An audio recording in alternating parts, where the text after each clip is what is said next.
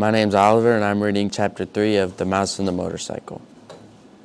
Even though Ralph woke up feeling sick and dizzy, his first thought was the motorcycle. He hoped it was not broken. He sat there at the bottom of the wastebasket until the whirly feeling in his head stopped, and he was able, slowly and carefully, to stand up. He stretched each aching muscle and felt each of his 4 legs to make certain it was not broken. When Ralph was sure that he was battered but intact, he examined the motorcycle. He set it upright and rolled it backwards and forwards to make sure the wheels still worked. One handlebar was bent and some of the paint was chipped off the rear fender. But everything else seemed all right. Ralph hoped so. But there was no way he could find out until he figured out how to start the engine. Now he ached too much even to try. Wearily, Ralph dragged himself over to the wall of the metal prison and sat down beside the apple core to rest his aching body. He leaned back against the side of the wastebasket, closed his eyes, and thought about his Uncle Victor. Poor, nearsighted Uncle Victor. He, too, had landed in the metal wastebasket, jumping there quite by mistake. Unable to climb the sides, he had been trapped until the maid came and emptied him out with the trash. No one knew for sure what had happened to Uncle Victor, but it was known that the trash in the hotel was emptied into an incinerator. Ralph felt sad and remorseful thinking about his Uncle Victor getting dumped out with the trash. His mother had been right after all. His poor mother, gathering crumbs for his little brothers and sisters, while he, selfish mouse that he was, sat trapped in a metal prison from which the only escape was to be thrown away like an old gum wrapper. Ralph thought sadly of his comfortable home in the mouse hole.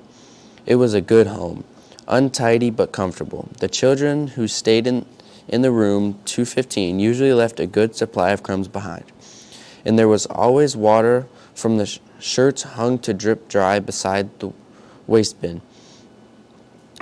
It should have been enough. He thought he should have been content to stay home without venturing out into the world, looking for speed and excitement.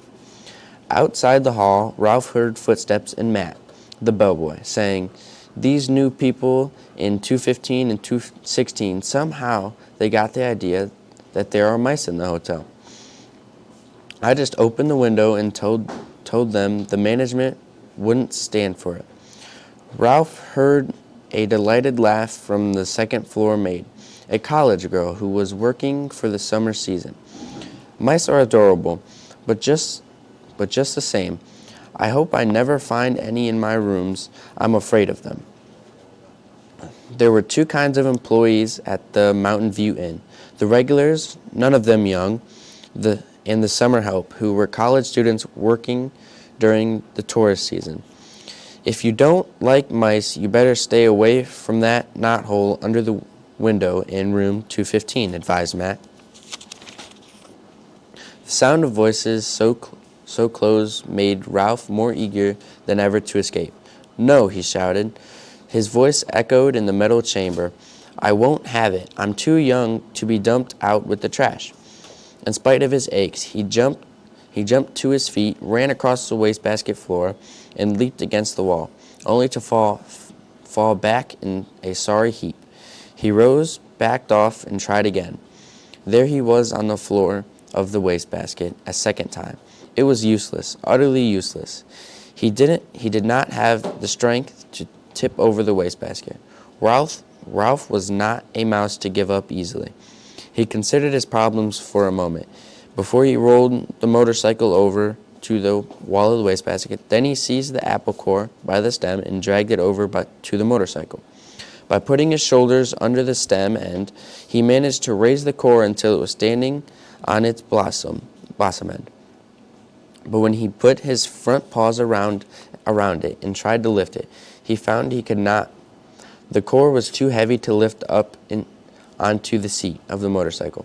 Ralph Ralph was disappointed, but when he stopped to think it over, he saw that even if he could manage to get the apple core on top of the motorcycle, it still would not be high enough to allow him to climb out of the wastebasket. Bruised and defeated, Ralph dropped the core and decided that he might as well be thrown out with the trash on a full stomach as an empty one. He took a bite of the apple and felt a little better.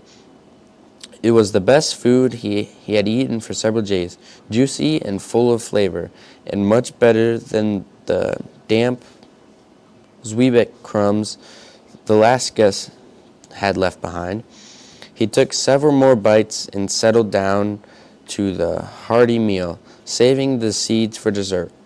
Two ant scouts appeared on the rim of the wastebasket. "Go away," said Ralph crossly, because he did not like to eat food crawling with ants, and because it's embarrassing to him to be seen in such a predicament. The ants left silently as they had come. When Ralph had eaten his fill of the apple, he curled up beside the core. He only hoped that someone might happen to drop a Kleenex over him. It was bad enough to be carried to one's doom in a wastebasket, but to be carried in one's doom by a shrieking maid was unthinkable. There was one tiny ray of hope. If someone did happen to drop a Kleenex over him, he just might have a chance to jump and run when the maid tipped the basket up to empty it into the incinerator. The thought that the boy was sure to miss his motorcycle and start looking for it. Ralph kept tossing and turning behind the apple core until, stuffed and exhausted, he finally fell asleep.